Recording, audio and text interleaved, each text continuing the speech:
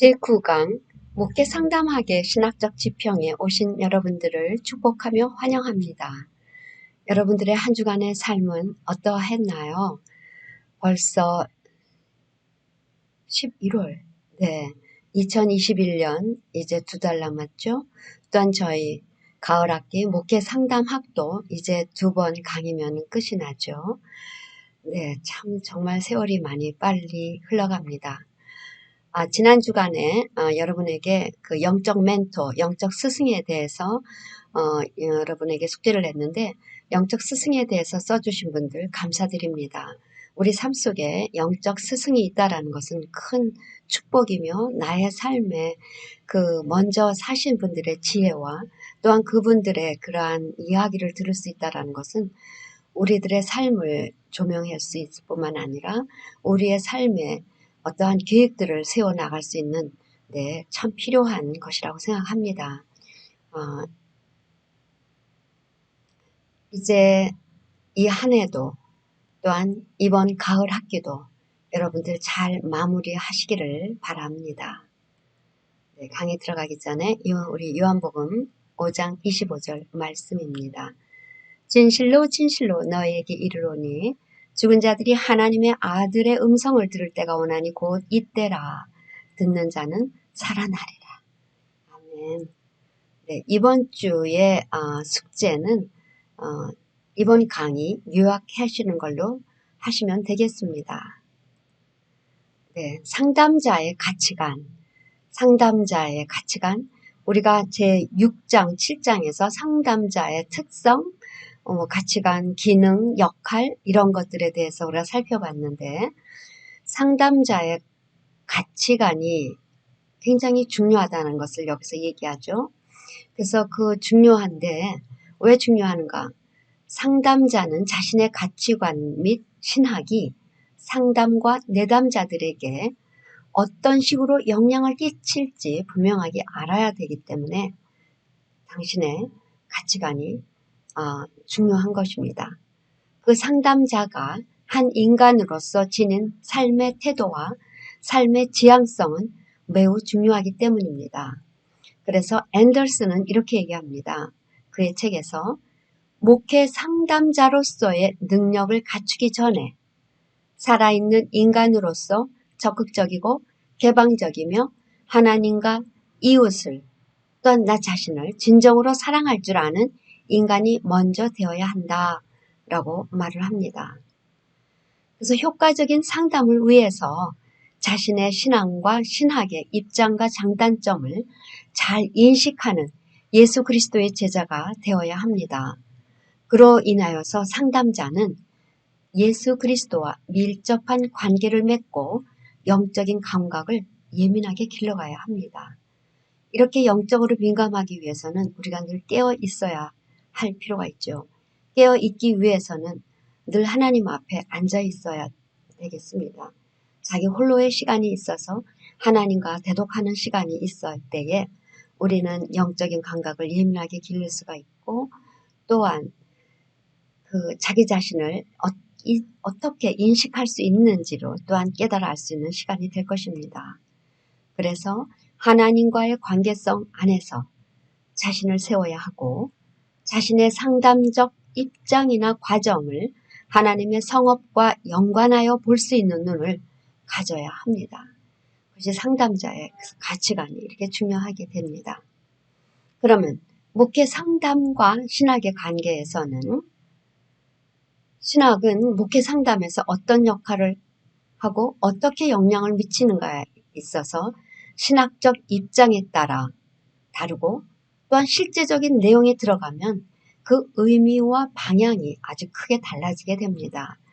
그래서 3가지의 목회 상담 학파가 있는데 첫 번째, 주류 목회 상담 학파는 현대의 미국 목회 상담의 주류를 이루고 있습니다. 이들은 심리 상담 및 심리치료 전통으로 사람을 돕는 것에 협력을 합니다. 신학과 심리학이 결코 대립하거나 공격하는 입장을 보이지 않습니다. 두 번째, 성경주의 목회 상담 학파는 이 목회 상담이 심리학의 지배 아래 들어가는 것처럼 보일 때에 성경을 더 중시하고 기독교 전통을 강력히 주장하는 목회 상담 학파의 한 일종인데요. 어떤 신학적인 근거에서 상담을 하든지 뚜렷한 신학적인 정체성이 필요하며 성경의 권위를 인정하고 성경의 입장에서 모든 문제와 해결책에 접근하는 것입니다. 그러니까 이들은 근본주의 신학에 가까운 거죠. 그래서 이들이 성경이나 전통적 주의의 권위에 대한 비판적 수용보다는 수용적 복종을 통하여 기독교 전통과 독특성을 지키려고 합니다. 그러면 세 번째 학파는 복음주의 목회 상담 학파인데요. 기독교적 평신자들인 심리학자들과 함께 기독교 상담의 기치 아래 복음적인 입장에서 기독교 신앙과 전통을 보충해주는 면으로만 현대의 심리학과 심리치료 이론을 받아들이는 거예요. 그래서 이러한 독특한 상담과 심리 체계를 이루는데 이런 계열의 학교가 바로 이 캘리포니아에 있는 플러 신학교고 오레곤주에 있는 웨스턴 베프티스트 신학교가 이러한 복음주의 목회 상담 학파에 속한 신학교가 되겠습니다. 특히 데이비드 시멘즈의 책들은 목회 상담 혹은 기독교 상담에 큰 역할을 감당하였습니다. 여러분들 잘 아시는 상한 감정의 치유, 탓, 기억의 치유라는 책은 이 데이비드 시멘즈의 유명한 책들인데 우리나라에 이미 번역이 되어서 목회 상담 혹은 기독교 상담에 큰 역할을 감당해 왔죠. 복음주의 상담은 신학에 대한 심리학의 관계는 온건한 보충 내지는 보수의 관계가 됩니다. 심리학은 복음을 증거하고 또한 복음이 그 구원의 힘을 발휘하도록 유익하게 활용될 수 있습니다. 그래서 이들에게는 상담의 최종 권위는 언제나 성서와 기독교 전통에 있다라고 합니다. 그러면 상담 중에서의 신학의 역할은 어떨까요? 목회 상담자가 신학과 심리학적인 관계에 대해서 뚜렷한 이론적 기반을 지니는 것이 필요합니다.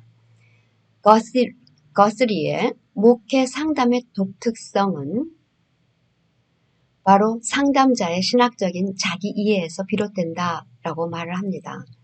상담자의 가치관과 삶의 태도가 상담의 방향을 결정하게 되는 것이죠. 그러면 관점으로서의 신학은 살펴보면 목회적, pastoral이라는 그 단어의 정의는 포괄적 그 기능적 정의를 여기선 얘기합니다. 그래서 그 pastoral이라는 의미할 때에는 안수받은 목회자가 하는 일들, 그러니까 pastor's jobs 이 모두가 목회적이 될 수 있다라고 보는 관점입니다. 또 한 가지는 목회자, 목사라는 사람이 하는 일 모두가 아니라 대체 기능적 정의로 목사나 교회가 갖는 여러 가지 기능 중에서 교리문답 교육, 설교, 행정 그 여러 기능 중에서 성서적인 본래의 뜻대로 양떼를 먹이고 돌본다 라는 그러한 지엽적인 기능에 중점을 둔다라는 것입니다. 그러니까 결국 이들이 얘기하는 것은 무엇이에요? 신방을 한다든지 유가족을 위로한다든지 그 위기시에 상담을 하여주는 이러한 돌봄이 그것만이 목회적이라고 이들은 정의를 한다라는 것입니다. 이런 관점으로서의 신학을 볼 때에 힐틀러의 주장이 있습니다. 이 두 가지의 기능적 견해로 목회 신학을 확립할 수 없다라는 것을 주장을 하죠. 목회자가 하는 모든 일을 목회적 혹은 목양이 아니고 신방이나 상담, 지역적 기능만이 진정으로 목회적 목양이라고 규정할 수 없다라는 것입니다. 그래서 힐트너의 목양이라는 것은 바로 기능, what to do, 기능의 문제라기보다는 관점, 퍼스펙티브, 그 관점의 문제라는 것입니다. 우리가 어떻게 하는가의 문제인 것입니다. The way we do, 어떻게 하는가. 그래서 목양에서는 어떠한 준비 자세가, 어떠한 태도가, 어떠한 견지의 문제가 중요하다라고 힐트너는 이렇게 주장을 하고 이야기를 합니다. 그러면서 목회적 두 가지 기능적 견해를 통합하는 해결점을 나타내는데요. 목회자가 어떤 일을 행할 때에 그리스도의 사역을 닮은 준비 자세와 태도, 그 어떤 견지를 갖고 있지 않다면 어떤 일을 하여도 목양이라고 볼 수 없다라는 것이 중요하다고 얘기합니다. 그래서 목양이 관점이라면 목양은 늘 기능적으로 상관관계적이어야 한다라고 말합니다. 그래서 이러한 상관관계적 관점에는 그 필요할 때는 어느 특수한 기능 수행이 가능하고 또 언제나 다시 전체적인 조화로 복귀한다라는 입장을 이렇게 제공을 하게 되는 것이죠. 그래서 두 가지 기능을 통합하는 것을 이야기를 합니다. 목회 상담과 기독교 상담, 우리가 이 두 가지 용어를 사용하죠. 예, 여기에서 목회 상담사는 안수받은 목회자를 부를 때 그렇게 사용하고요. 기독교 상담사라고 할 때는 세례받은 교인들에게 사용하는 말이라고 그렇게 얘기를 합니다. 목회 상담사 하면은 목회자들에게, 기독교 상담사 하면은 세례받은 교인들에게 사용하는 말, 그렇게 정의를 하고 있는데요. 기독교 플러스 상담 대 목회 플러스 상담은 기독교, Christianity, 목회, ministry, 이 용어는 보다 구조적인 과정과 성격을 규정하는 목회적 혹은 기독교적인 방법론적 방향성이라는 것을 강조하는 말이라는 것이죠.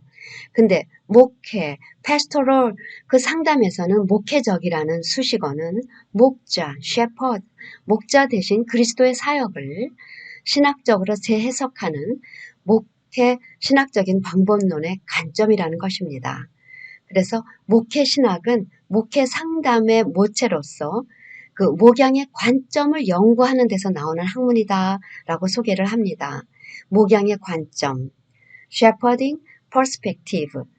그래서 그 힐트너가 얘기하는 목양의 관점은 목회자, 상담자가 교인이나 내담자를 어떻게 보는가라기보다는 성서에 드러난 목양의 모습을 실천하는 데 필요한 다양한 학문적 방법으로 신학하기를 성찰하는 과정이다 라고 얘기합니다. 신학하기, doing theology, 신학을 한다라는 것입니다. 그 목양의 모습을 실천하는 데 필요한 그 여러 가지 학문적 방법으로 신학하기를 성찰하는 과정을 우리는 그 목양의 신학에서, 목회 신학에서 목양의 관점을 그렇게 본다라는 것입니다. 그래서 논리 신학은 논리 중심의 신학이 아니라 보다 구체적인 행동 기능 중심이다라고 이야기를 합니다. 그래서 결론적으로 신학은 그저 하나님의 생각이 아니라 심리학, 그 마음의 역동, 심리학 기저에 있는 하나님의 생각이라는 것이고요. 심리학은 그저 인간의 마음이 아니라 하나님 생각과 하나님의 작용 가운데 있는 인간의 변화다라고 말을 합니다. 그래서 목회 상담의 정체성은 단순히 심리학적이고 임상적인 상담만을 강조하거나 또한 신학적이고 성서적인 선포만을 강조하는 것이 아닙니다. 변증법적이고 창조적인 방법론적 긴장을 가지고 인간의 심리 가운데 작용하는 하나님을 탐험하면서 내담자와 상담자 가운데 일하시는 하나님의 변화의 사역에 동참하는 것이다 라고 결론을 냈습니다. 네, 강의를 마치면서 요한복음 5장 25절 다시 한번 우리가 생각합니다. 진실로 진실로 너희에게 이르노니 죽은 자들이 하나님의 아들의 음성을 들을 때가 오나니 곧 이때라. 듣는 자는 살아나리라. 오늘도 수고 많이 하셨습니다. 목회 상담자로 부르신 여러분을 응원하며 축복합니다. 감사합니다.